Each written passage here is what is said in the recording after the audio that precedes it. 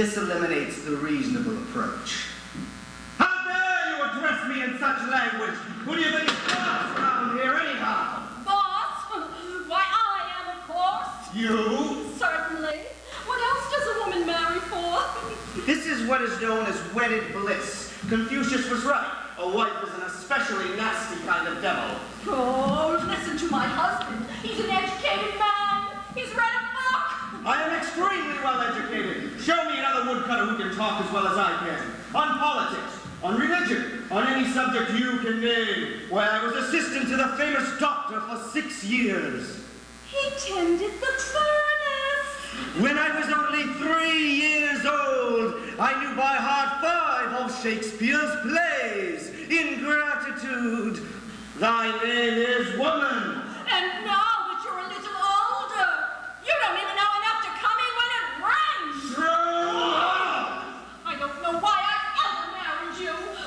I must have been crazy. You and me both. Why, of all the gall! You ought to thank your lucky stars every minute of the day that you've had a wife like me. I'm far too good for the likes of you. Oh, you're far too good for me, are you? Well, if you don't watch your step, woman, I'm going to tell you a thing or two you won't exactly like to hear. For instance? Never mind, never mind. Out with it! I know. I wouldn't want to embarrass you in front of all these people. But you were very, very lucky to get me. Lucky to get you, a lazy, good-for-nothing loafer who eats up everything there is in the house. That's a lie. Some of it I drink. Oh, you sold bit by bit everything we owned that isn't nailed down. That's what I call living on home relief. Oh, why you leans on my bed right from under me. Now she doesn't sleep so late in the mornings. Oh, if it wasn't for that broken down table, we'd not a stick of furniture left. That makes moving easy. Your nose is never out of a bottle. I have to keep up my spirits. And me, with 4 little children on my hands, Well, set the brats down. begging piteously for bread. My advice is give them a good spanking. When I've eaten well and drunk my fill, it seems to me you and the kids ought to be satisfied. Do you think, Sot, that things can go on like that? Take it easy, take it Do easy. you think, South, that I'm going to let you get away with this? No, let's not lose our tempers. From now on, you are going to walk the straight and narrow path. Sweetheart, as you know, I am not overly endowed with patience, and wood cutting strengthens the arm. So much for your threats. My darling little wife, I'm afraid you're itching. Oh, I'm not afraid of a flabby old windbag. My sweetest love, nobody could say you didn't ask for it. Never could do anything but talk. Ducky, I'm afraid I shall be forced to beat down those pretty ears of yours. Why, the old rummy can't even walk straight. This is more than a man can stand. Skunk. I warn you enough, woman. Skunk. Beer belly. Hold your tongues. Skunk. Hill. Well, I guess you really want it. No. I don't like to do this, but you are so insistent.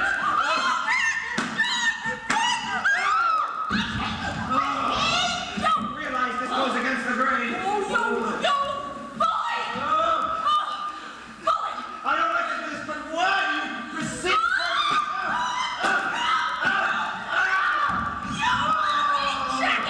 You see how it is. I'm a coward. What can I do? Really, my dear, you forced me to these extreme measures.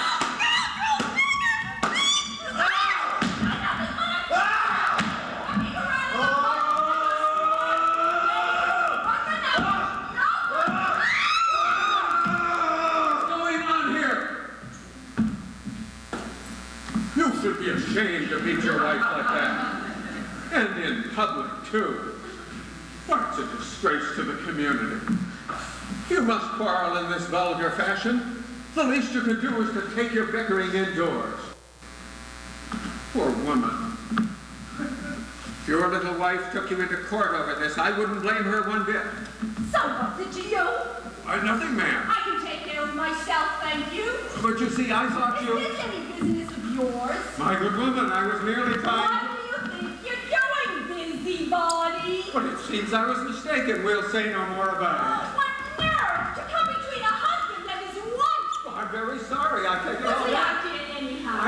extremely sorry. Your nose into other people's affairs. I humbly apologize.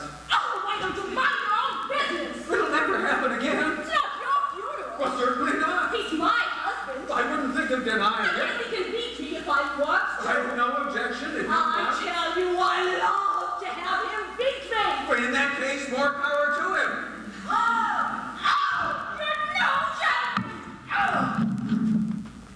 I humbly beg your pardon. I should never have interfered. I can see you have a very unusual problem. A wife like yours needs special treatment. You have my sympathy. Ignore this interruption. Go ahead, beat your wife by all means. Give her a good hiding. If you need any help, you can count on me. Beat her black and blue if you like. I don't like. Oh, but I thought... Sometimes it pleases me to be here, sometimes it doesn't. Oh, well, suit yourself. I certainly shall. Well, I don't want you to think After all, she's my wife, not yours.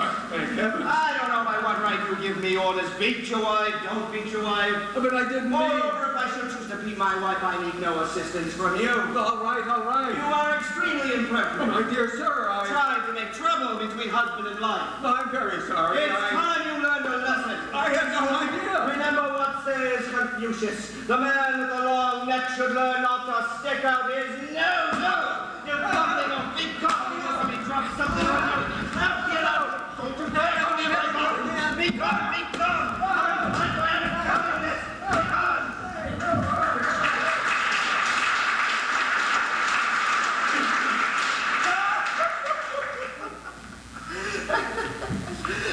Well, the war is over for the present. No hard feelings? After a beating like that? Tish, tish, tish, think nothing of it. Come, let's shake hands. No, I will not. Oh, you don't mean that. Oh, yes, I do. Come, be my own sweet little wife again. No. Oh, come, come. No, no. Oh, come, come, come. No, no, no. You don't really hold it against me, do you? Well, I'm very upset with you. Oh, for a little thing like that, where's your sense of proportion? Come, let's shake hands. No, you hurt me much too badly. Oh, well. Forgive me. Now give me your hand. Well, all right. But I'll make him pay dearly for it. I'm surprised you took it so seriously. Why, every household needs just such a little dust-up every once in a while. A good blow now and then makes love burn more brightly. Well, I must be off to the woods. 2 chords today, I promise you. And, don't brood, sweetheart. Ugh. Your old husband still loves his little mouse. Oh, God, if I could once be God like Mercy. Still loves his little mouse. I'll fix him. Mark my words. My name is not Martine. If I do not find a way to repay him with interest for those blows he laid upon my back. Oh, my goodness. Oh, I should never know to forgive him ever. I've got to find a way to get an appropriate revenge. A really appropriate revenge that he'll feel right down to his bones. This is a swell job old Geronda's wished on us, I'll say. We must obey our master. But I don't know what is in it for me. The longer his daughter's ill, the longer before she gets married. Now, you and I will both make a bit off the wedding. How'd you make that up? Look, her fiancé, Horace, is in the hot seat, and he's a generous man with his money. If you and I can do anything to speed up the wedding, he won't forget us. But it seems to me she don't care much for that guy. If you ask me, I'd say she's sweet on that murdering Andrew. Oh, nothing will come of that. You know as well as I do, her father will not hear of Leandro for a son-in-law. Why, he hasn't a penny to bless himself with. I tell you, I want a real appropriate revenge. But Horace won't marry her while she's sick like this. Right, therefore she must be cured. Not much hope of that, when the doctors can't even find a long name for what's the matter with her. I tell you, I'll have my revenge if it's the last thing I do. I can still feel those blows he laid upon my back. Let's see if these 2 birds can help me. Oh, I beg your pardon, Well, it's a hard life. Things are not so good with us either. You are in trouble too, gentlemen? Oh, yes, ma'am. We're in a real tough spot. Oh, well, maybe I can be of some help. Well, possibly you can. You see, we need to find some very clever man, an unusually good doctor who can bring relief to our master's daughter. What ails her? Poor girl, she came to A strange disease has suddenly deprived her of the use of her tongue. and the doctors can't do nothing about it. That is the situation. All of the ordinary physicians have been called in, and many remedies have been tried, but alas, to no avail. Poor girl. It sounds as if there's no hope for her. We haven't given up entirely. Sometimes one runs across a physician with a technique of his own, with a remedy unknown to other doctors who can succeed where the others have failed. That's the fellow we're looking for. By heavens, this is my opportunity. Here is where I get a chance to pay back that husband of mine. You know, gentlemen, I think that you may have come to just the right place. You don't say. I shouldn't be surprised if I could put you on to the very man that you are looking for. You can. What is it? He's an extremely clever man. No. Yes. What is it? Well, in my opinion, he is the best doctor in the whole world. Sounds promising. He's especially good on desperate cases. Just what the old man ordered. Where did we find this bird? Well, by great good luck, he's right down the road there, just a little ways. Thanks. We'll go see him at once. You can't miss him. He's cutting wood. Cutting wood? Oh, do you mean he's gathering herbs for his medicines? Well, no. You see, he likes to chop wood. He likes to chop wood. Why, yes. He says that it strengthens the arm and makes his mind clear. Well, I expect it does that all right. But it seems strange that a great doctor should... Well, I told you that he is an extraordinary man. And like most extraordinary men, he's a bit odd, a shade eccentric. In fact, gentlemen, if someone had warned you, you would never take him for a doctor at all. No? No, he dresses in a most peculiar fashion, not at all like ordinary doctors. In fact, gentlemen, I must tell you, he will often pretend that he knows absolutely nothing about medicine. Knows nothing of medicine? Well, this in spite of his unique knowledge and power. Why on earth should he act like that?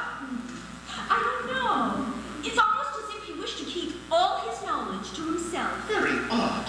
Very odd indeed. Yes, when the mood is on him, he absolutely refuses to use that genius for healing, which a kind heaven has bestowed upon him. Well, it's strange how so many great men have their unexpected weaknesses.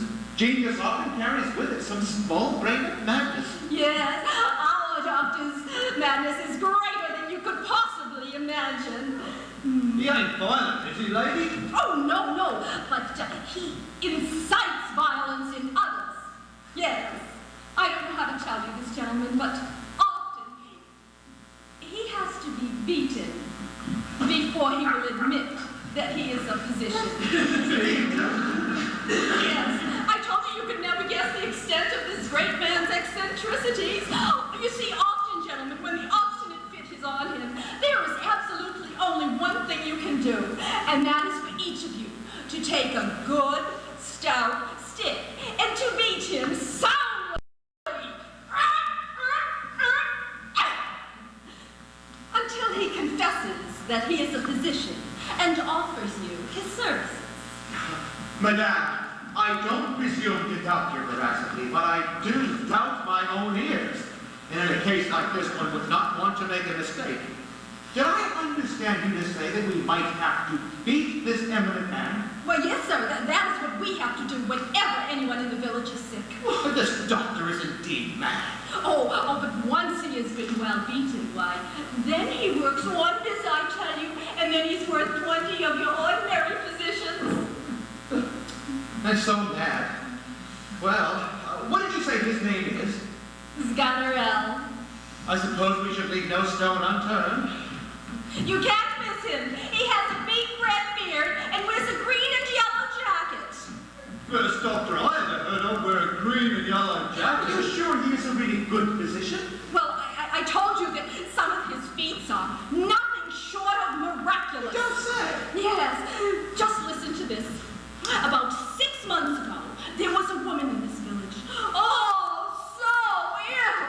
none of the other doctors could cure her. She had a terrible attack. And they pronounced her dead. Well, 6 hours later, just as they were about to lay the poor woman in her coffin, someone thought of Scattereye. They brought him to her. He didn't hesitate a moment, but took a bottle and poured a few drops into her mouth.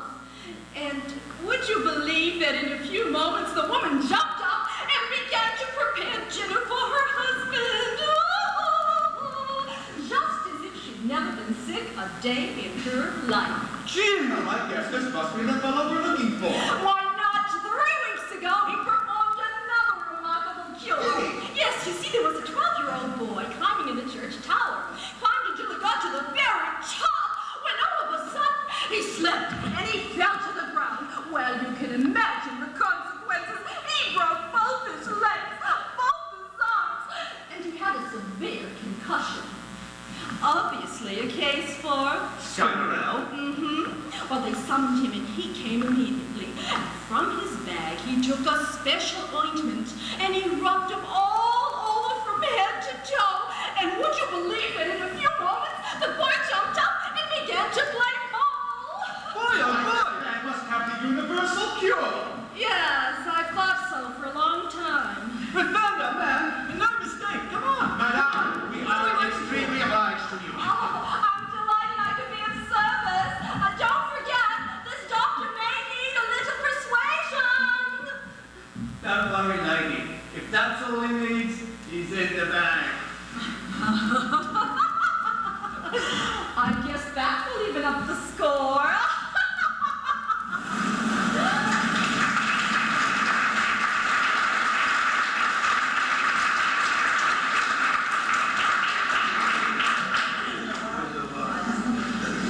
Oh God, if I could once be God, my first celestial task would be my lordly head to nod and make a giant flask to dwarf the earth, and I'd arrange an ocean to confine, which had another knot I'd change to some delicious wine.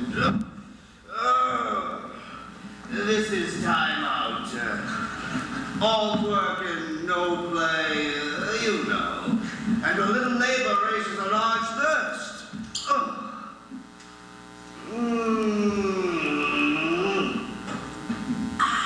A very large thirst. Oh God, if I could once be God, my first celestial task would be my lordly head to nod and make a giant flash. Come, come, we must not grow melancholy. Do you suppose this can be our man? He's wearing a green and yellow jacket. Little robe, little darling, light of my life. Now, what do these birds want? She said he had a big red beard. Well, I guess he's the gentleman we're looking for. Sir, your name is Scarrel, isn't it? Eh? Is it your name Scarrel? How's that? He's not your name Scarrel, isn't it? Oh, yes. And no. What do you want with Scarrel? We merely wish to pay him our profoundest respects. Is that so? Yes, sir. We have heard such splendid reports of Scarrel that we are eager to meet him. Well, in that case, I am Scarrel. I can't tell you how delighted we are to make your acquaintance. The pleasure, gentlemen, is mine. You see, we find ourselves in a rather desperate situation, and we've been told that you're the man who can give us just exactly the help we need. Well, if there's anything a poor fellow like me can do, you have only to say the word. I am entirely at your service. That's very kind of you, sir. Oh, pray put on your hat, sir. The sun is extremely hot. Why could be a sunstroke, sir? We'd hate to see that. What nice, polite fellows. There's really nothing strange in our coming to you. Genius cannot remain hidden. Genius? We've heard a good deal about your special gifts. Well, it is true, as a woodcutter I yield to no please man. don't start. I think most people will admit I'm just about the finest woodcutter in these parts. Oh, we know all about that. Yes, sir, when it's a matter of fuel supply, I'm your man. But you see, that's not what we came to Of course, you might find some fellows who skip a bit when they load a cart, but for me, you get full measure. Now, what we came to see... My price, gentlemen, is $4.98 a quart. How many But my quarts dear do you sir- need? In justice to myself, I can't take a cent less. Sir, now you cannot pull the wool over our eyes. We know what's what. Well, then you must know I quote a fair price. Of course, you might find some unscrupulous fellow. Now you make your little joke, sir. Joke? Joke? Why, I've never been more serious in my life. Those cut-rate fellows. Worm-eaten wood they sell you. My wood's all sour. Take care, sir. We are patient, but there is such a thing as carrying a joke too far. You can talk all you want, but I swear I'll not knock off a penny. Now, come, sir. We're not so simple as we take it. Well, you know, do I look like an honest man? As honest men, you can pay no less. I should not have believed it possible that a man like you would indulge in such obvious foolery. Foolery? That you should lower yourself to talk like a common woodcutter. I can't believe that such a learned man can wish to remain hidden from the world. Learned such man? a great physician as you cannot hope to keep his glorious talents buried in the forest. I believe the fellow's Come, sir. This pretense is useless. Pretense? It'll do you no good with us, sir. We know who you are, all right? Say, what are you gentlemen talking about? Who do you take me for, anyhow? For the great doctor, of course. For the man whose miraculous cures have made him famous in these parts. Doctor. Miraculous cures.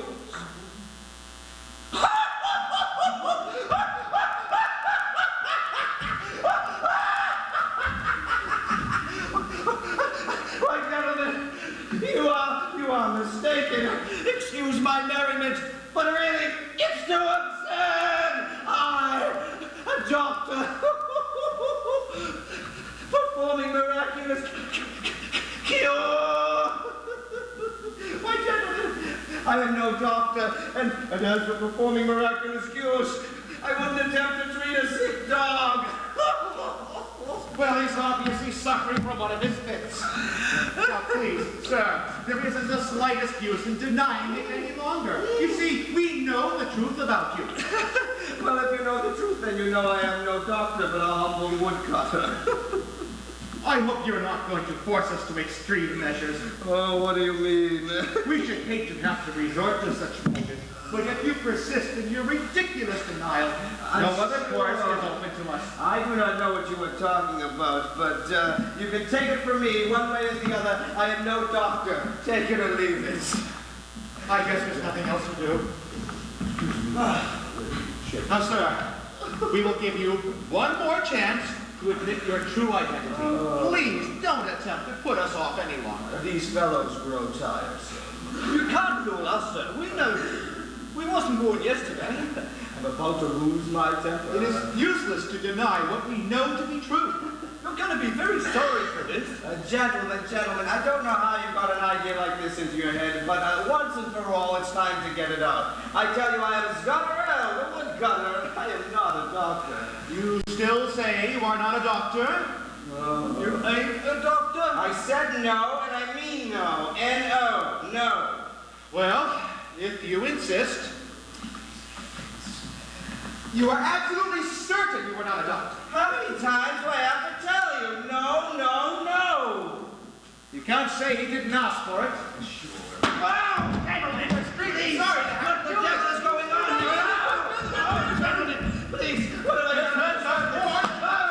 Gentlemen, no! Gentlemen, this is a terrible mistake! Gentlemen, no! Please, no! Oh, God, no! No! I need anything you like! Oh, sir. Sir, why do you force us to use such violence? I beg your pardon for the inconvenience to which I put you. It's hard going to us, too, sir.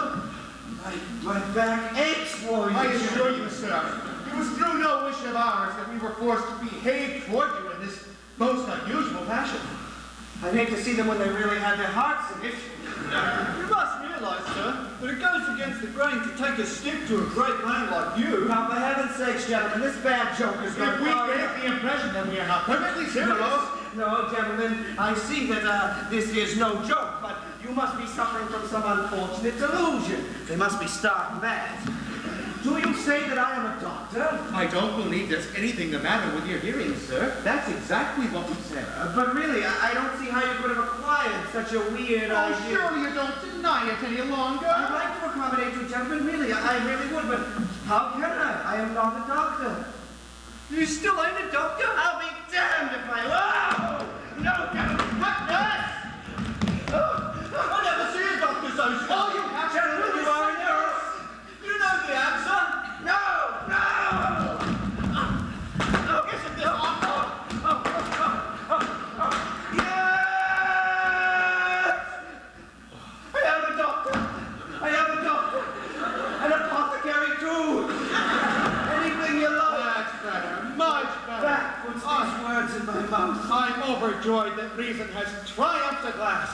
Oh, those sticks of yours reasoned very soundly. They presented irrefutable arguments. That's the way we like to hear you talk.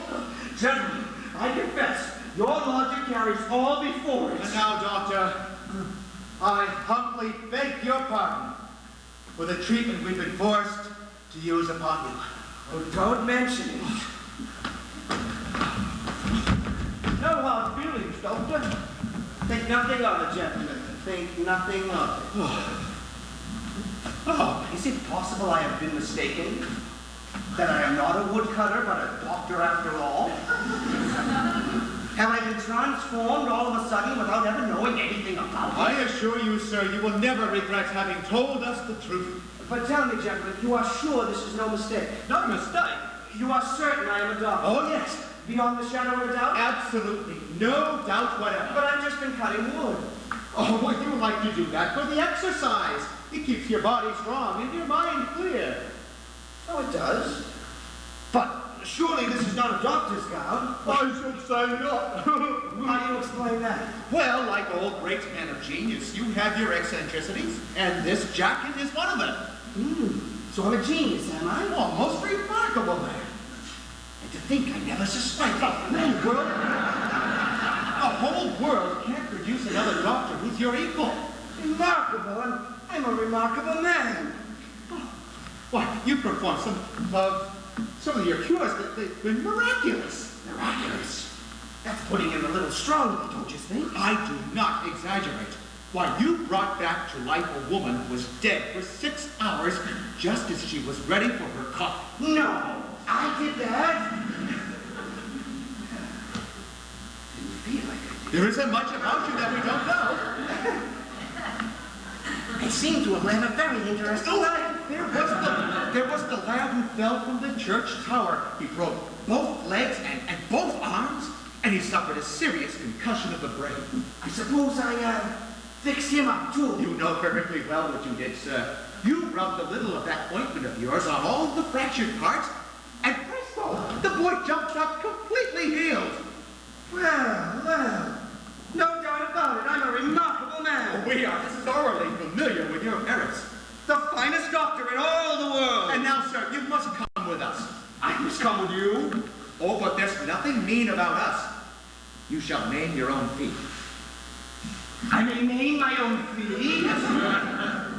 Well, pardon me, gentlemen, while I consider the proposition.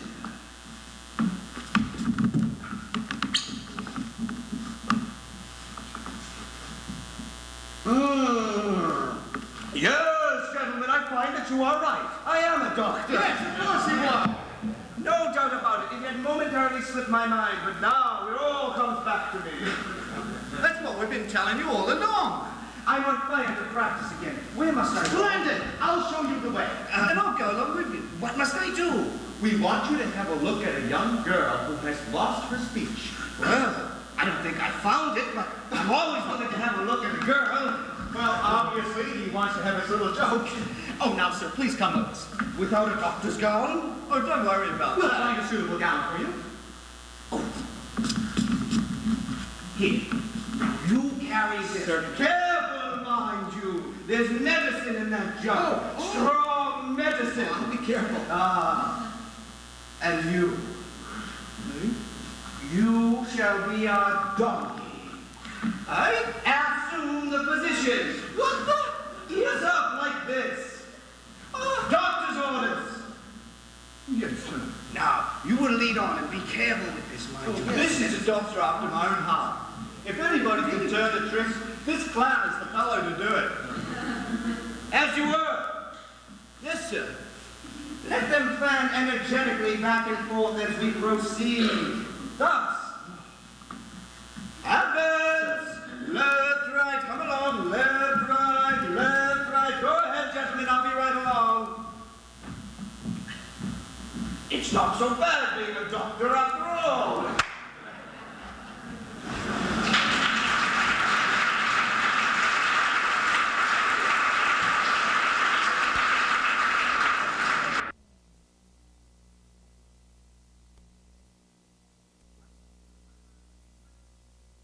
Oh, you can do no better. You really think this fellow is any good? I shouldn't like to exaggerate, but I believe we have brought you the best doctor the in rest the of it world. ain't worthy to shine this doctor's shoes. Well, I'm not very hopeful, but I suppose we'd better give him a chance. He's performed some marvelous cures.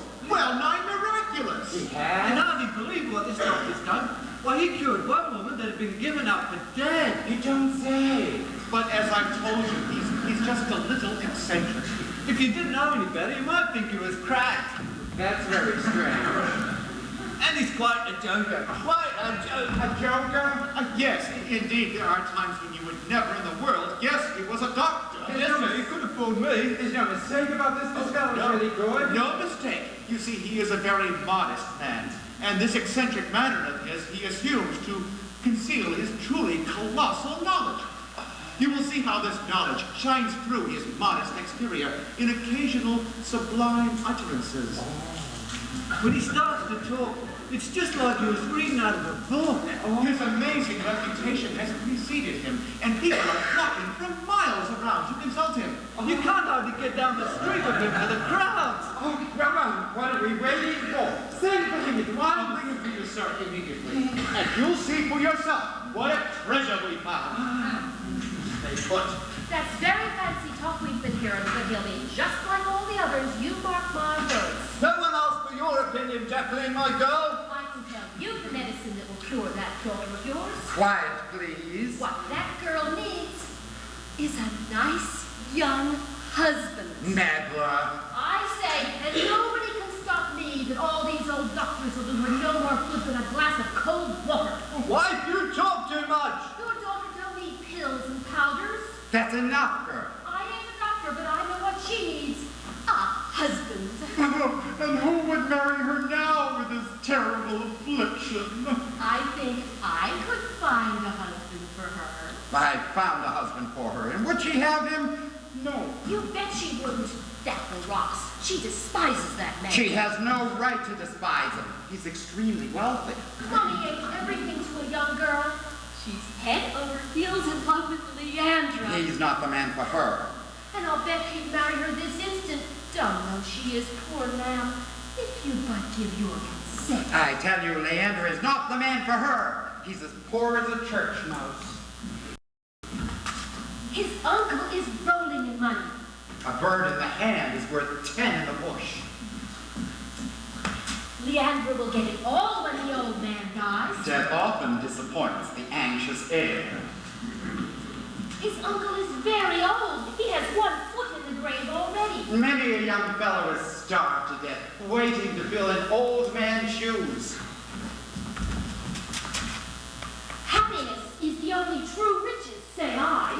No. But nowadays, does the father ask, will this fellow make my daughter happy? That's enough, nurse. No! He says, how much money does he have in the bank? How much land does he own? How good are his investments? Those are perfectly proper questions. Who married his little Seymour next to that brute Thomas? When it was young Robin, she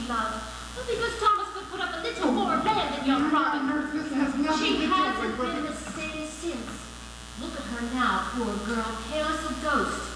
Let that be a lesson to you. I don't need any lessons from you. What's the richest husband in the world? I ask you if a body ain't happy. Good Lord, woman. I'd rather my little dear have a husband she loves than all the wealth of the Indies. That's enough.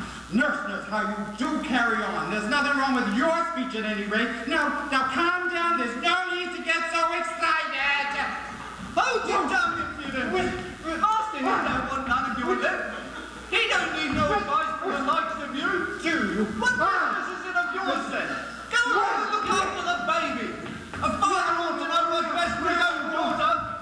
For heaven's sake, take it easy. I was only trying to put her in her place, sir. Yes. It's scandalous, sir. Yes, it is. She don't show you proper respect. Don't do it.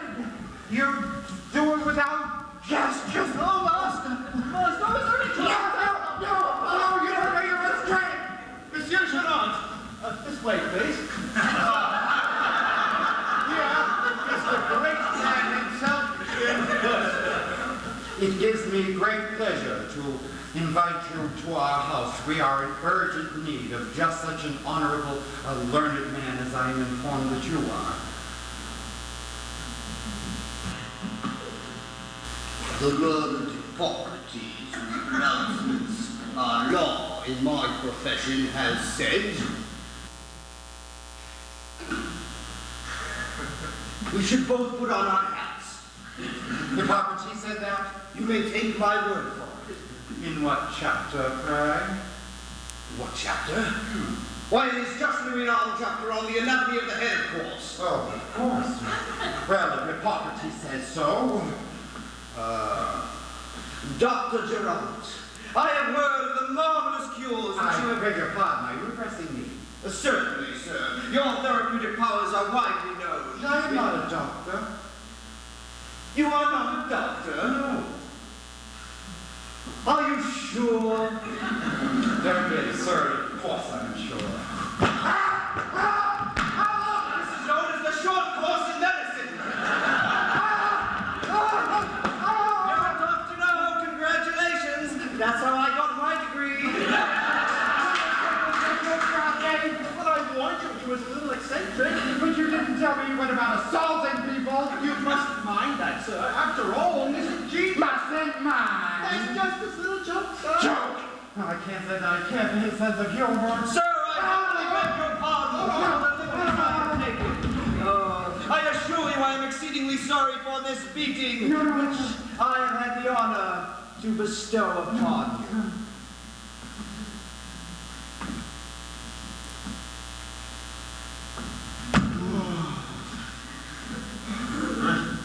That's all right, Doctor. We'll just forget about that. Doctor, I have a daughter who is ill of a strange disease. I am delighted. Eh? It will be a pleasure to cure her. Oh, Are you and the rest of your family well? yes, quite well, thank you. How unfortunate. Eh? I should be pleased to have served you all. Oh, well, your sentiments do credit, I suppose. I assure you they come from the bottom of my heart. Oh, you are too kind. But since I am to treat only your daughter, may I ask her name? Her name is Lucien. Lucien, a lovely name. It should be easy to cure anyone with a name like that. I had not supposed the name was important. I will go and see if my daughter is disengaged. Before you go, who is that woman over there? That, she's the nurse for my youngest child. Her name is Jacqueline. A delightful name, Jacqueline. I shall not be long, Doctor. A very nice number. Jacqueline, sweet Jacqueline, the doctor is your humble servant. Lost, sir. How happy the child, so fortunate as to enjoy your good offices. Doctor, how you do talk. All my knowledge, all my medicine, all my by no means small abilities are at your service. Pardon me, Doc. That's my wife. This magnificent woman is your wife? She sure is. Why, I had no idea. This is splendid. I am delighted for you both. Take it easy, then. But I can't tell you how delighted I am. It's such a delightful couple. That's fine, but A husband like you. Think of it. I cannot help but congratulate her.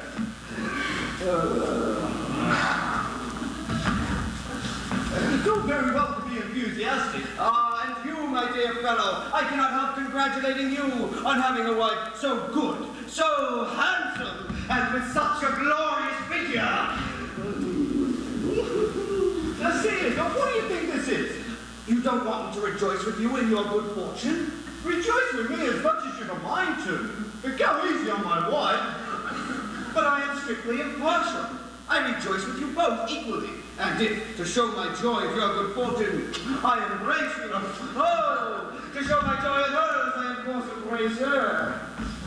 Doggone it, Doc, this has got to stop. Well, I think that I should come and get My her. daughter will be with us in just a moment. I await her. And with me, the whole of medical science. Oh, the whole of medical science. Where'd you keep it? Here. Oh, And since I have the welfare of your entire family at heart, while I wait, I'm just going to give the nurse here the once-over. Out of my way, fellow. The doctor must look to the nurse. But she don't need no doctor. Beg your pardon, sir. Do you realize to whom you are speaking? But my wife, she don't need no... Do you dare contradict the doctor? I ain't afraid of you. If you are not careful, I will give you a fever.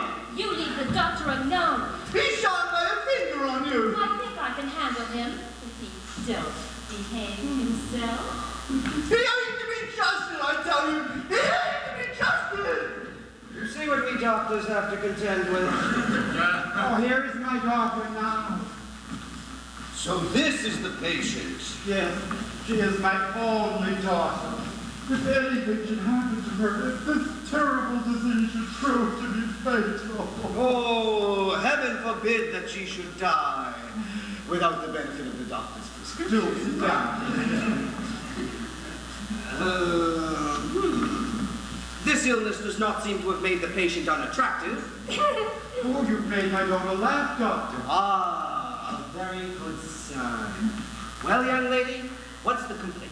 Tell the doctor what ails you.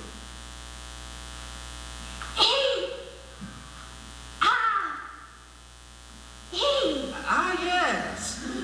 Where do you feel the pain?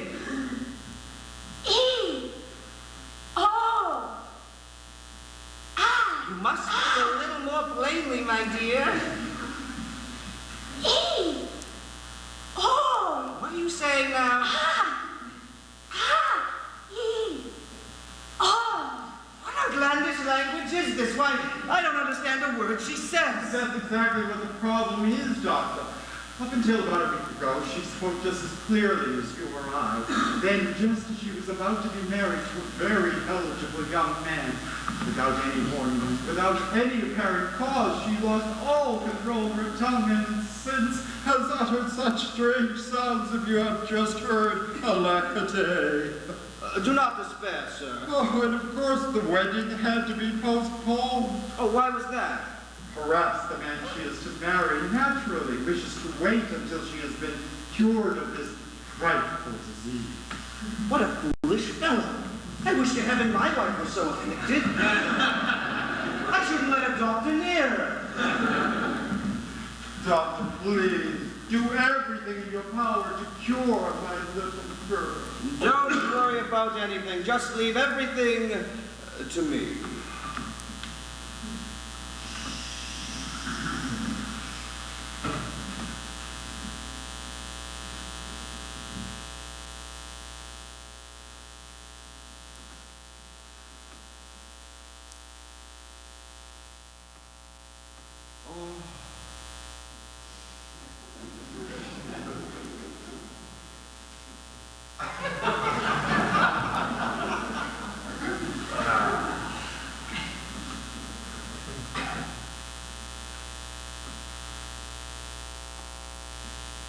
Does she suffer much pain? Yes.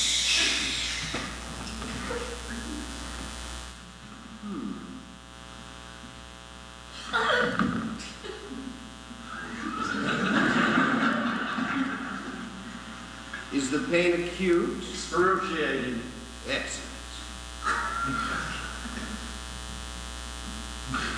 How's your appetite?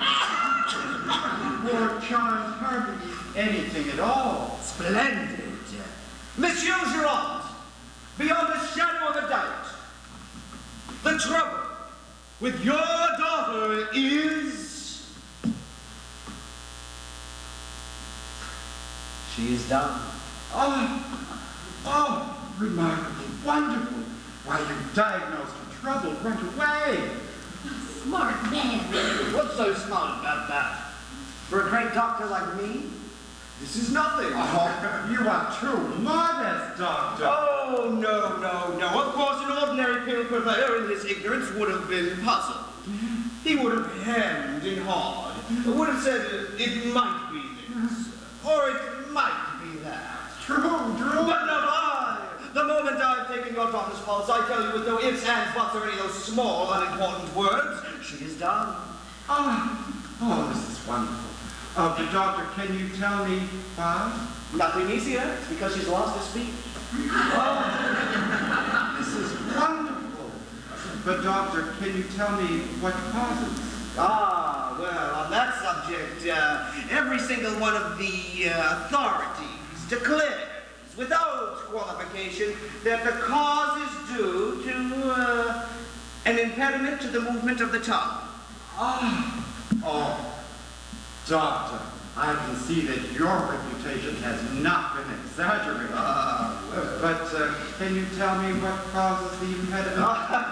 On that subject, Aristotle said some remarkable things. Oh, I'm so happy. There was a truly great man. Yes, but what A greater man than I am by all of, this. you don't say. I do say, but to return to the question, I believe that the cause of the impediment to the tongue of your daughter is due to,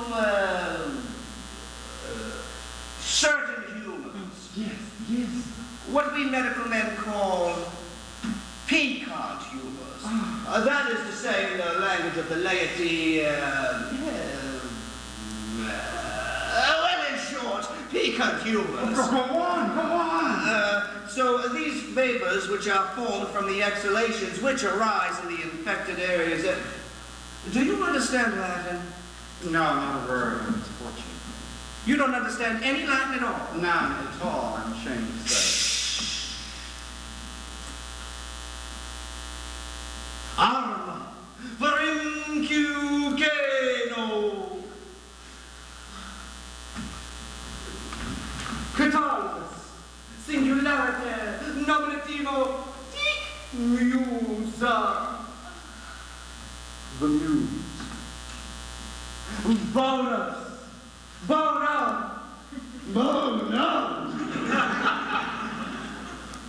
Dies sanctus est oratorio Latinas. Why did I never study that language? What an education he has. Itiam. Yes. Quare? What? Quae substantivo and adjectivum e concordat? Didn't I tell you he was a learned man? Yeah. Oh, he's a learned man, all right. Well, I can't understand a word he says. No.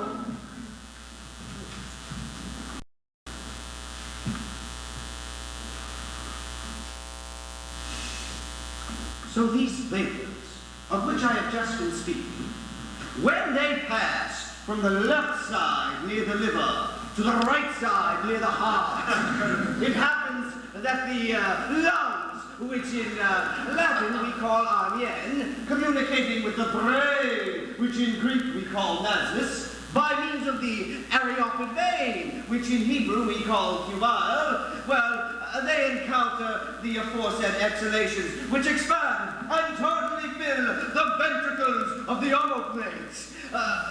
Because the aforesaid exhalations, which are rapidly running all around, pray give me your close attention here. Yes, I am. These humors have a superior malignity. Now listen very carefully because I approach the heart of the matter. I am. Which is caused by the superacidity of the humors, spontaneously engendered in the concavity of the diaphragm. I love the diaphragm.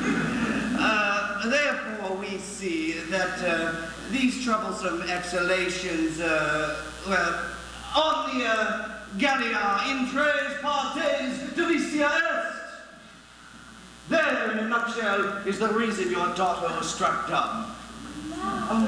Oh, ain't the man wonderful? If only I had his gift of gab. Oh, doctor, your reasoning is simply amazing. Why, I've never heard anything like it in my life. But there is one little thing that puzzles me. I should be only too glad to elucidate further. I realize the lay mind finds it difficult to grasp these medical matters. Oh, no, you've stated things most clearly, but there's just one question that I have about the heart and the liver. Did I understand you to say that the heart is on the right and the liver is on the left? Exactly. I had always supposed they were just the opposite. You're right. They used to be. But the science of modern medicine does not stand still, sir. We doctors have changed all that. I'm sorry, I didn't know. Oh, well, there was no way you could know. After all, you are not a doctor. No, I'm not a doctor, but what remedy do you prescribe?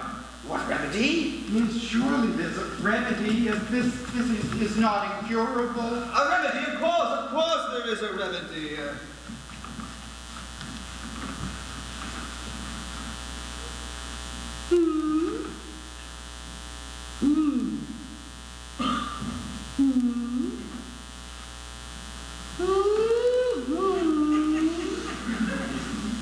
She must be put to bed at once. Yes, And, I prescribe for her bread soaked in wine, Bread and wine?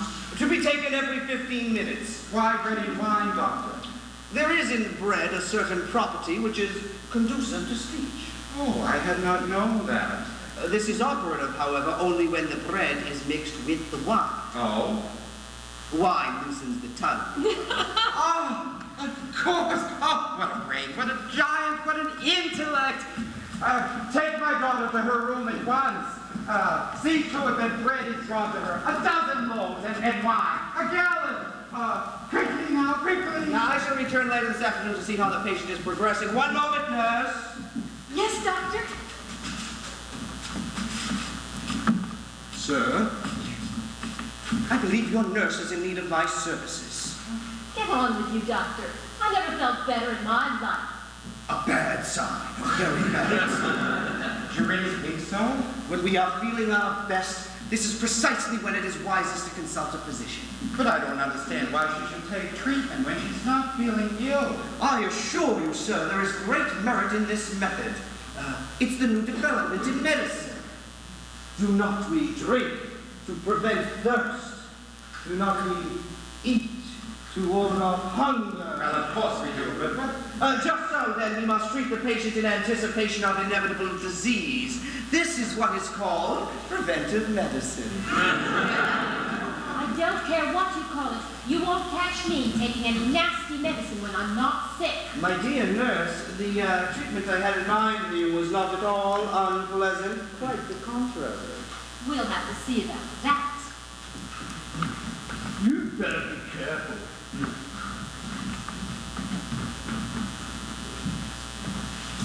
Now, this case is somewhat different, but I don't think it is entirely hopeless. Good day to you, sir. oh, just a moment, doctor.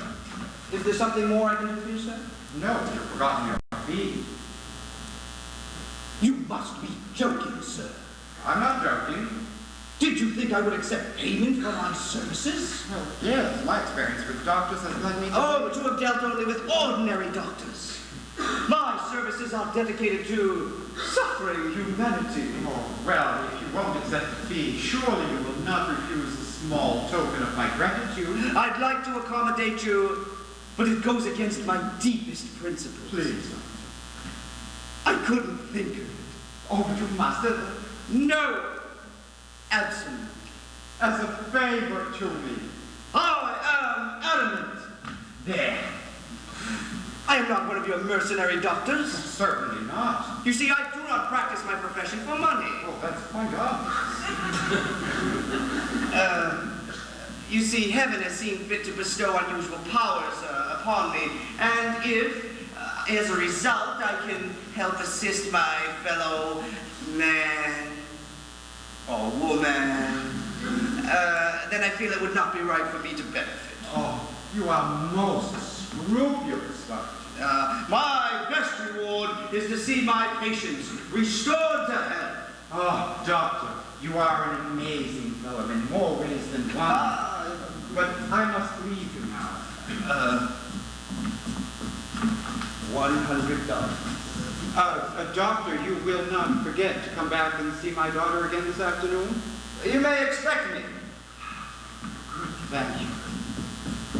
And there's the nurse. Not bad. Not bad at all.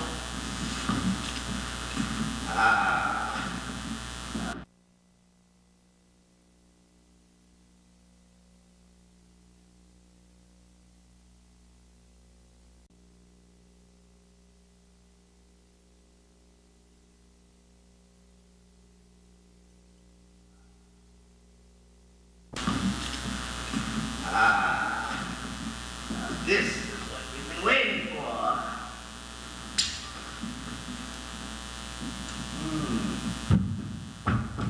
I've been waiting impatiently to see you, Doctor. My services are in great demand, young man. But I need your help very badly. Well, let's see what we can do for you. Let me see your tongue. But Doctor, Let me see your tongue. Do you sleep well? Yes, Tongue! I thought so. but Doctor, this is not about... Accelerated pulse. Turn around. But Turn around! Now take a deep breath and say ah. But... Breathe. Breathe. Breathe. Well, what I wanted to talk to you about was... Cough. Cough again. Once more. How long have you been feeling under the weather? But Doctor, I don't. It's very fortunate you decided to consult me. Further delay may have had serious consequences. Now, I want you to stand on one foot and hop 20 times. But this is ridiculous, If you know what's Doctor. wrong, young man, you'll do as I tell you. Now, I'll count for you. 1, 2, 3, 4, 5, 6, 7, 8, 9, 10, 11, Please, I 12, want to explain. 13, But Doctor, you don't understand. 17, 18, 19, 20, 21, 22. Young man, yours is indeed a serious case. I'm not sure you may not have delayed too long before consulting me. Further delay may have had serious consequences. Obviously, your malady has made serious inroads on your constitution. But do not despair, at least not yet. Where there's life, there's hope. And fortunately for you, you decided to consult me and not some ordinary physician. But what medical science can do for you shall be done. You may take my word on that. Doctor, You must go to bed at once. In your condition, it is tempting Providence to try to get about you. Now, to bed with you then. And watch your diet like a hawk. You may have water, though not in quantity. And if you can't get along without it, a little bread. A crust of bread. Once a day, no oftener, mind you. I'll be back at the end of the week to see how you're feeling. Doctor, your diagnosis is simply amazing. If I had not heard of it with my own ears, I should never have believed it possible. True, my diagnostic faculty has received some small recognition from the world. I find but one fault with it. Pray, what is that? I am not ill. You are not ill. Not in the least. Then why did you say so? You hardly give me the opportunity to. Young man, do you realize who you are addressing? I mean, I was overawed by your presence, sir. Ah, that is only natural. But you did say you needed my help. Oh, yes, I do, Doctor, very badly. My name is Leandra. How do you do? Very well, thank you. And I am madly in love with a patient of yours. Her name is Lucinda. Old Gerard's daughter? Say, you're not the fellow who won't marry her because she can't talk. No, that's Horace. Her crusty old father frowns upon my suit. In fact, he won't even let me speak with her. And I believe he intercepts my letters. Just what I'd expected, the old bastard. In desperation, I've come to you, sir, to ask your help in a plan I have to get a few words with Lucinda.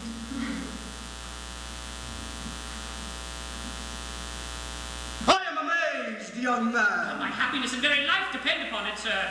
that you should dare to approach me with such a Well, I proposition. realize, Doctor, that it's not exactly what Are you suggesting that I prostitute my gifts in the service of your petty intrigue? you... So loud, sir. Such impertinence! Gently, sir, for heaven's sake. You are a puppy, sir! Please, please, I'll teach you what kind of man I am, you young Let's whippersnapper. discuss this quietly. I thought To that... try to employ me, Scudderin, in such an endeavor. Sir.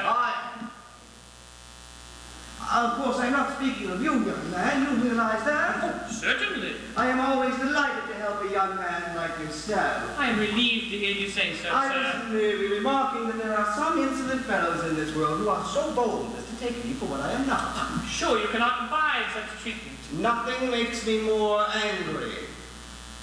Your indignation does you credit, Doctor. Now I must tell you that Lucinda is not at all ill. She is merely pretending not to be able to speak. Aha! I thought so all along. You showed great penetration. But the other doctors, after grave deliberation, one has declared that the cause of her illness lies in the brain, another that it is rooted in the stomach, and the third that the liver is to blame. But the simple, unmedical truth is that love alone is the cause.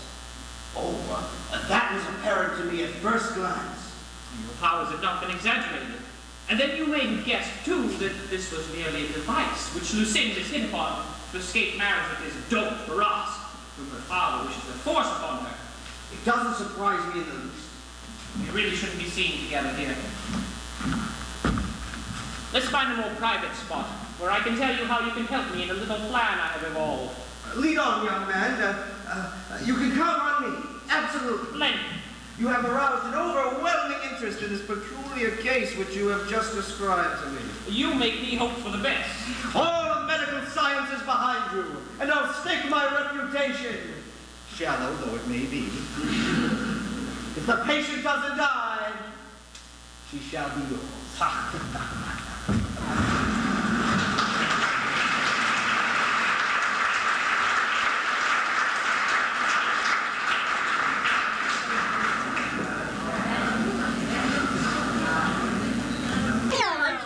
Sure the old man won't recognize you. Oh, he's really only seen me 2 or 3 times.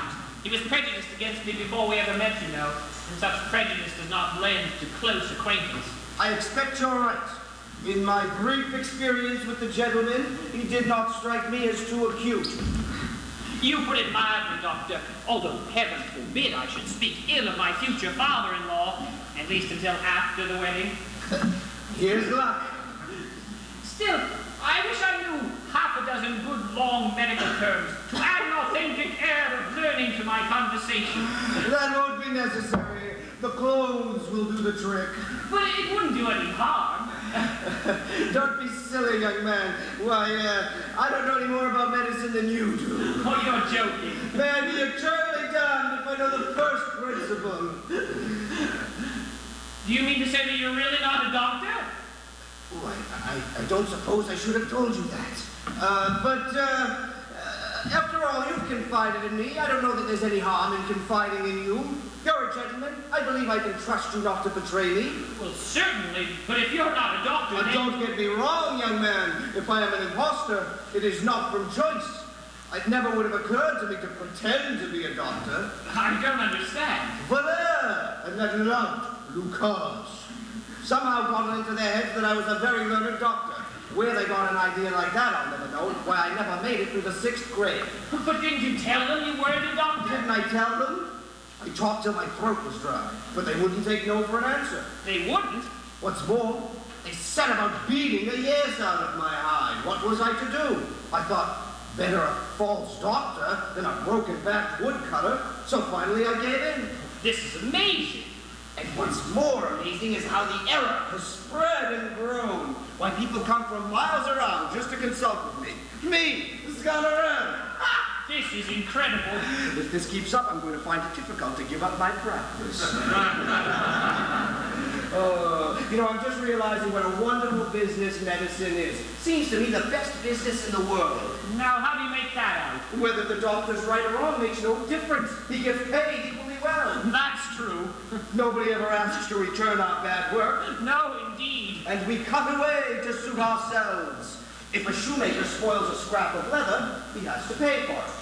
But a doctor can spoil a man with complete impunity. The mistake is always blamed on the dead patient. I hadn't thought of that. And what's more, most convenient for the medical profession, there exists among the dead the highest integrity, the greatest discretion in the world. Why, not a one of them has ever returned a lodge a complaint against his doctor. Very commendable of the dead.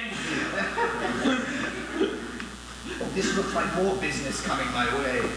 I'll leave you to your consultation. Doctor. Wait for me around the corner. I shan't be long.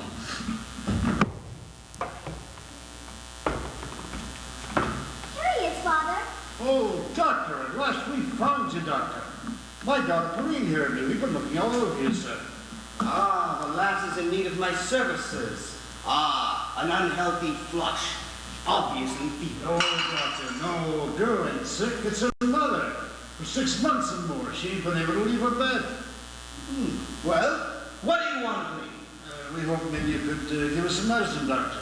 Perhaps I can, when I know the nature of her disease. She's far gone, Doctor, with hypocrisy.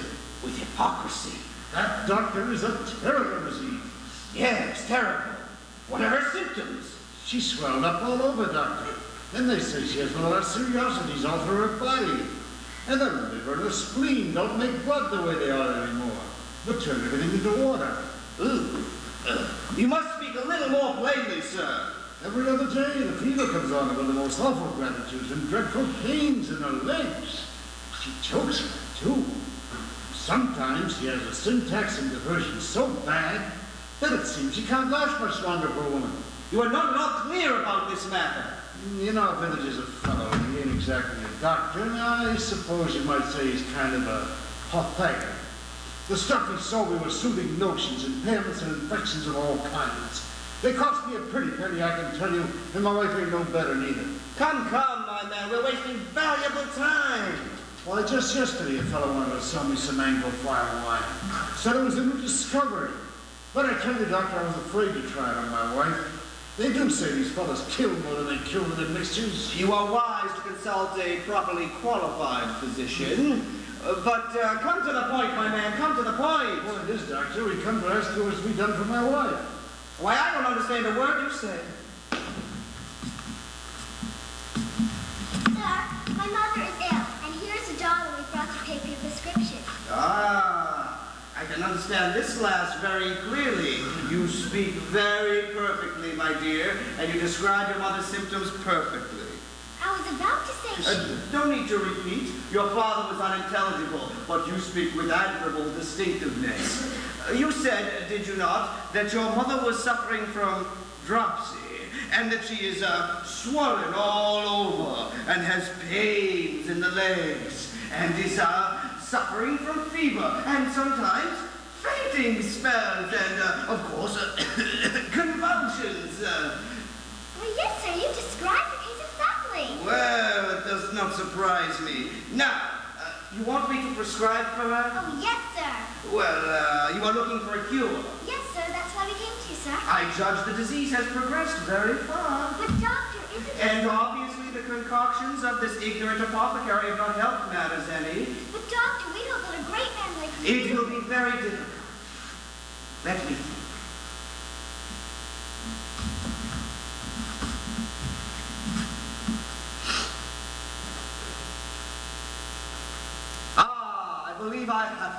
Yes, Doctor. Here. This will help your mother, if anything can. Thank you, Doctor. Doctor. See that she eats every bit. Why, Doctor, this smells kind of like Isn't this cheese, Doctor? You're a smart girl. It is cheese. cheese. But not an ordinary cheese. It ain't. Oh, no, this cheese has been prepared with infinite cunning and surpassing wisdom, according to a secret formula which has come down from the ancient Egyptians.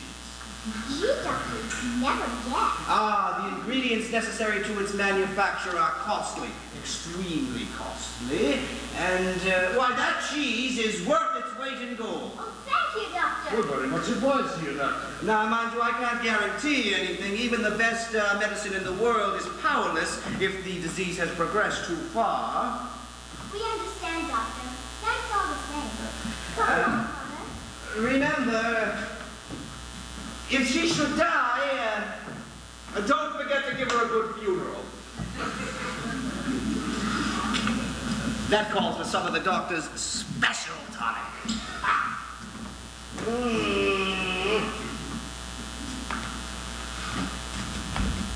As I live and breathe, here she comes, the nurse, my beautiful nurse.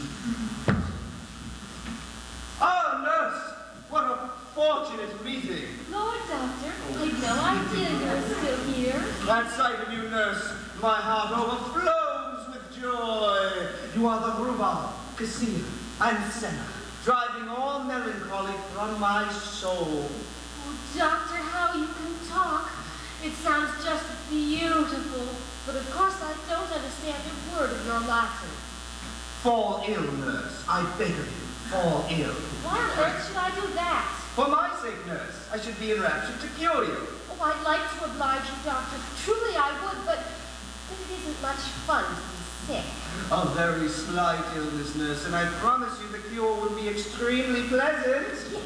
On with you, Doctor. Nurse, I pity you from the bottom of my heart. Why, whatever for? You are, if I may say so, a beautiful woman. Do you think so, Doctor? A very beautiful woman. And that such a woman like yourself should be burdened with a husband like that. Oh, He is a bit of a trial. so unreasonably jealous. Is that all right? And so lacking in consideration for you. Why, I have a lot to put up with. Why, he watches you like a hawk. That he does. He won't let you speak to anyone.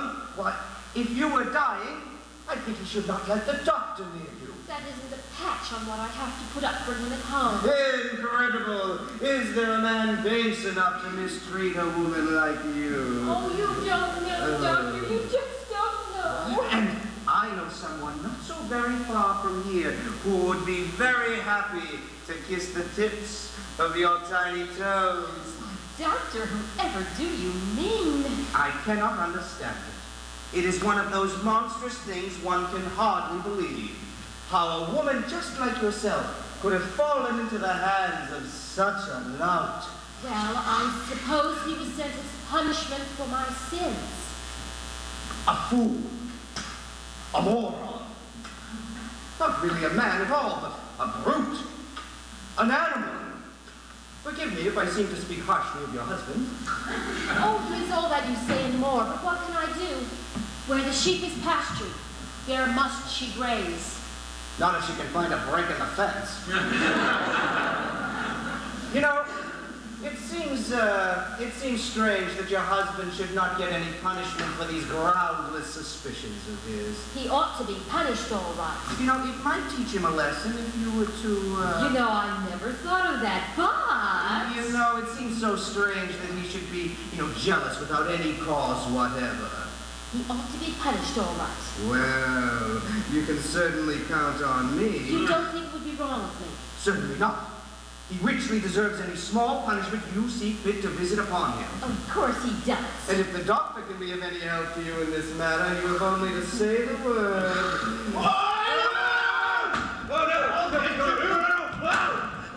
I believe we have a patient. Have you seen the doctor about anywhere? I'll say I've seen the doctor, and so has my wife. Well, where is he now? I don't know. was. Well, go see how my daughter is feeling. Now, good animal. Well, what's the matter? Eh? I said go see how my daughter is feeling. Oh, yes. Now! Yes, sir.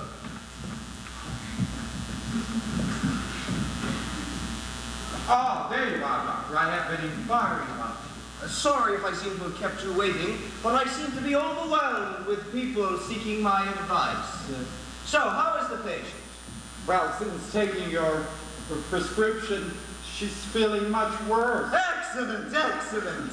Why'd you say that? This shows conclusively that the treatment has taken effect. Oh, yes, so it does. But I'm afraid you may choke to death. Don't worry, I can cure that too. Oh, I'm so happy to hear. And I'll stand by your daughter until the very end. Who is this strange fellow brought with you? Oh, your daughter will be very happy to see this man. What do you mean? I believe he can be of great help to her. I don't understand. You may take my word for it. Your daughter will be cured when she has the services of this fellow. But, Doctor, I thought that you were going to cure my daughter. I shall prescribe. But this fellow will be needed to compound the prescription. Ah, an apothecary. Well, is he thoroughly competent? You know, some of these fellows Don't worry about that. I can think of no one better qualified to compound the medicine necessary for your daughter's cure. Excellent, excellent. Your daughter insisted on getting up. Take her back a minute, once. She wants to walk about a little. To bed with her. You heard the doctor's order. That is true. I did order her to bed after my earlier examination, but at this point, I think the open air is what she needs. Well, if you say so. Apothecary, take this young lady's pulse. In a moment, I shall wish to consult with you on this case. Sir, it is a great and subtle question among doctors, and one which has had been debated by the wildest, profoundest intellects in my profession. Now listen very carefully to me. It is a question whether man or woman is easier to cure. Whether the male nature or the female nature lends itself more easily to the healing art. Listen to what I'm about to say. Some doctors say yes. Other doctors, equally eminent, say no. And I say both yes and no. I do not think you are attending. Oh, I am, Doctor, I am. Inasmuch as the incongruities of the opaque natures, which are natural to the feminine temperament, being the cause by the animal part, trying so often over the spiritual, listen very closely now. What you say is very interesting, Doctor, but Therefore, we see that the variability of the feminine opinions depend upon the oblique motions of the moon and the circle of the sun as it sheds its light upon the concavity of the earth. You have my word for it. I shall never change my mind. she speaks! My daughter speaks!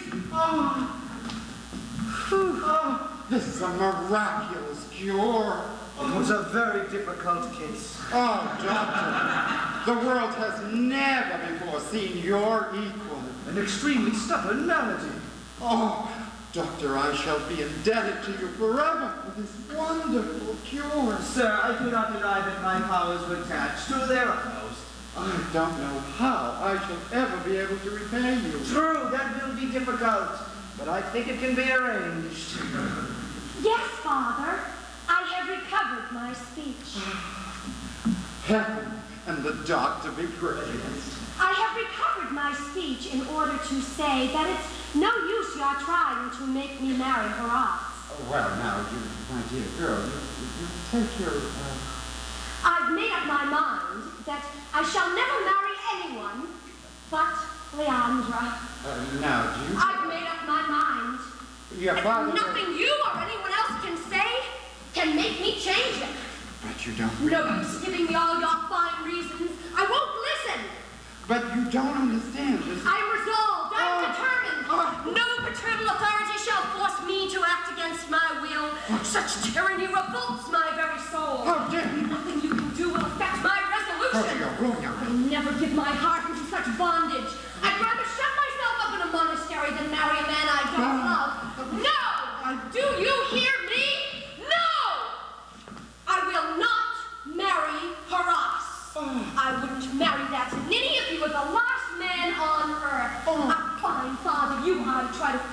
daughter to the arms of a man she doesn't love. You ought to be ashamed of yourself. It's Leandra I love, and it's Leandra I'll marry, or I'll marry no one. I give you fair warning. You can talk from now to doomsday. You can shout, you can curse, you can kick the furniture. You can stab me, you can beat me. If you can bring yourself to so mistreat your only daughter, but I will not marry Horace. Never, never, never. Oh, what a charm, what a flood of words. Nothing can stand before it. Doctor, please, do something to stop this flow of words. Please, doctor, make my daughter dumb again. I am a very fine doctor. As you have said, probably the finest in the world, but that is beyond my powers. But I can make you deaf if you wish. I should be only too glad to be in services. No, listen. Oh, listen here, young lady. No, nothing you can do or say will move me. You shall marry Horace this very evening. I had rather die. By heaven! I have it! The doctor is not beaten yet. I cured her of one disease, and another has attacked her. Very well. I'm cured for this one, too. Doctor, can you cure diseases of the mind as well as of the body? Of course. We have remedies for everything. Well, just about everything. Just leave everything to me. To me and to the apothecary. The apothecary? Yes, I believe his cooperation will be needed in the treatment of this case. But, between us, I think we can promise you a quick and permanent cure. Oh, doctor, I will be forever indebted to you. Think nothing of it, please. Thank Think nothing of it. Apothecary, a word with you.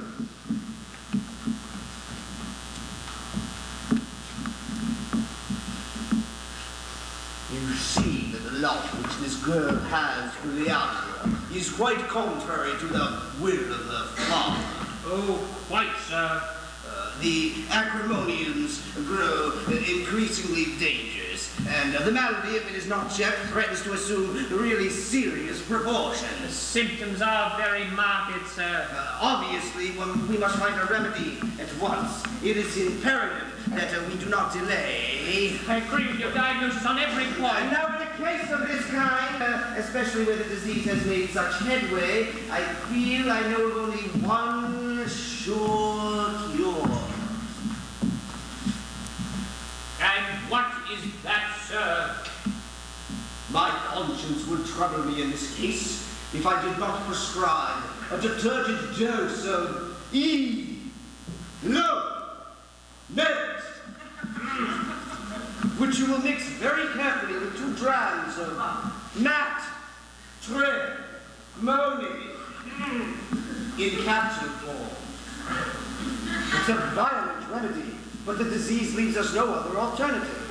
I quite agree, doctor. Now, you may have some trouble persuading the patient to take this medicine, but as an experienced practitioner, you must overcome any resistance as you may encounter.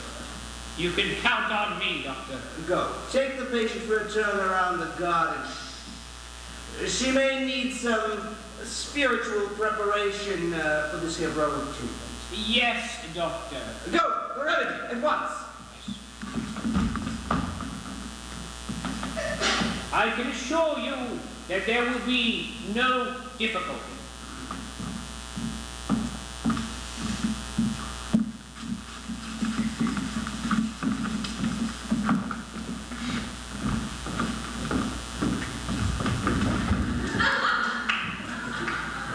Doctor, what drugs are those that you prescribed for my daughter? Drugs? Yes, I don't remember ever having heard of them before. That's not surprising. They are employed only in the most serious cases. Oh, I see. Have you ever seen such insolence as my daughter's? Well, as Confucius says, girls will be girls. Oh, but you don't know how crazy she is about this fellow Leander. The heat of the blood is often the cause of such regrettable symptoms in the young. Well, as soon as I found out about it, I took preventive measures. Very prudent of you. Yes, well, I kept her very carefully under lock and key. You were wise, very Well, wise. I didn't stop there. No, they might have communicated by letter. But I prevented that too. You think of everything. No telling what they might have done if I'd let them get together. You're quite right. My daughter has become so headstrong. Do you realize that it would surprise me if she had decided to elope with that fellow Leander? You've shown remarkable foresight in the whole affair. I know that he has been trying everything to get to talk to her. No, the villain. Well, he's wasting his time. You're quite right. Yes, because her father will see to it that he never sets eyes on her again. Well, I guess the fellow might as well give up when he's got a man like you against him. Master! Do not disturb us now. But Master, I must tell you something. But can't you see that I'm having an important conversation with the doctor?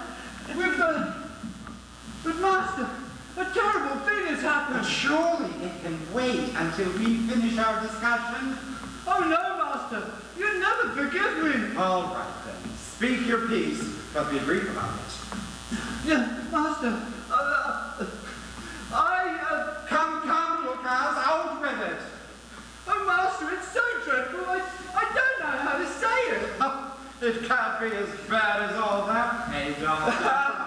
Now, put yourself together with it before I lose my temper. It's Miss Lucinda. Yes, what about her? She and that Leandra, they're alone. No, you're mistaken. I don't even allow my daughter to see that fellow. Oh, she's seen him all right. I tell you, sir, they ran away together. You're mad. She's in the garden now with the apothecary. She was in the garden with the apothecary, and the apothecary was Leandra. The fellow's out of his mind. I know Leander. Leander has short, light hair. The apothecary has long, gray hair. Under that long grey hair was Leandra's short, light hair. A wig! Yes, sir. Oh, the villain! Oh, the scoundrel! Oh, my God! What's this? Ridiculous! No. He's the one that set up the whole thing. Pay no attention to this fellow. Obviously, he's just jealous to see his wife and I. He's the one that brought Leandra here in disguise. He's the one that put the two of them together.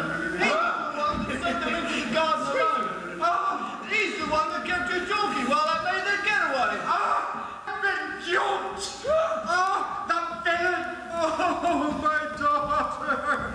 Send for the police. I'll have you clapped in jail. Oh, the villain! Oh, don't let him get away. Grab hold of him.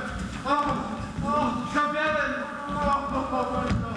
Oh, the villain! Oh, I'll make you pay dearly for this. Oh, the villain! Oh, my daughter! No, don't let him get away.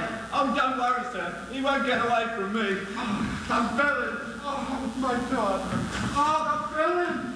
This don't look so good for you, eh, Doc? No, it doesn't.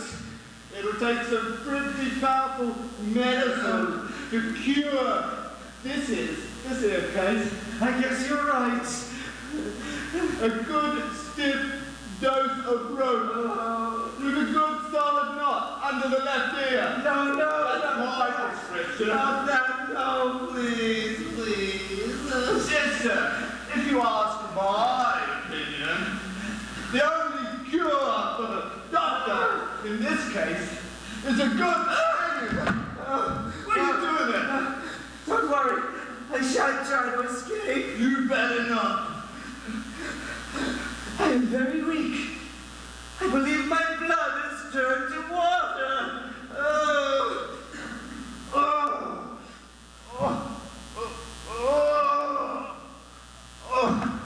I haven't got the stomach for it.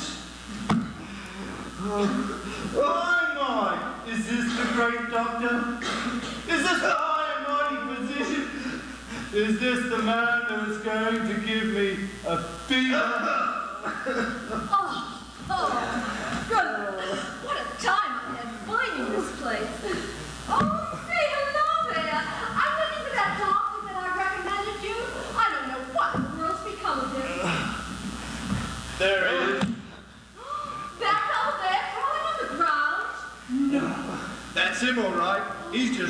for the hangman. Oh, the hangman? Oh, what crime has my poor husband committed?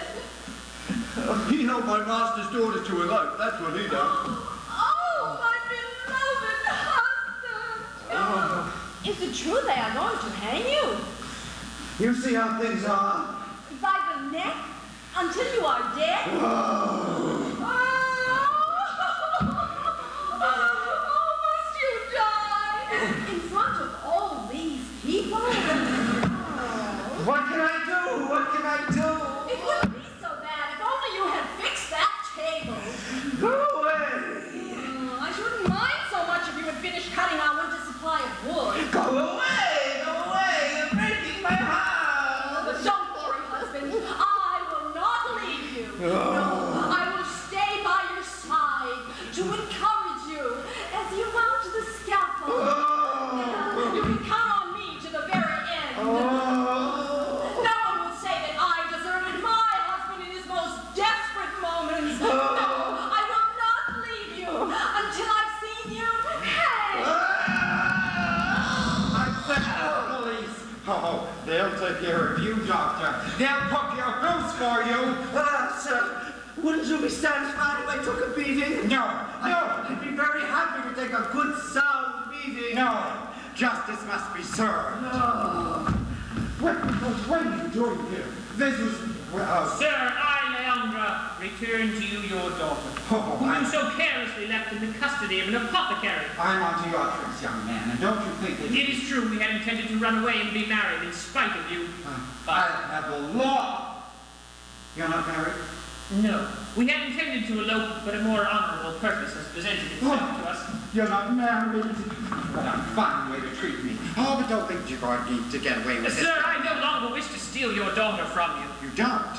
but to receive her freely from your hand. What impudence! You expect to receive her freely from my hands? Ha! Let me tell you, young I man. have just received letters informing me that my uncle is dead. And what's this? Yes, he is dead, poor man. And he has left his entire fortune to me. His entire fortune.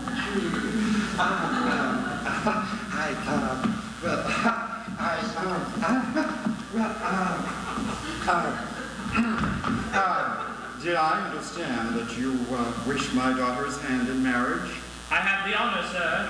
Well, I have always felt that you had certain qualities, young man, qualities which were essential to my daughter's happiness. Happy to hear you say so, sir. And if I have seemed to oppose the match, why, it's just been because I wanted to, test. I just wanted to test you. I hope I have not been found wanting, sir. You have come through with flying colors, my dear Leander, with your many sterling qualities which make you eminently suitable to be a husband, especially the husband of Lucinda. Why, it gives me great pleasure to give my daughter's hand to marriage to you. Bless you, my children. Phew! It seems the medical profession has had a very narrow escape. Well, now that you've escaped the scaffold, I think you owe me something, for it was I who put you in the way of becoming a doctor. Oh, I might have guessed. Yeah, simply all the honors that have been heaped upon you, you owe to me. True. And among them I seem to recall a beating. A very sound beating. I think I shall begin by paying that back. Now, friends, no hard feelings. Remember, all's well that ends well.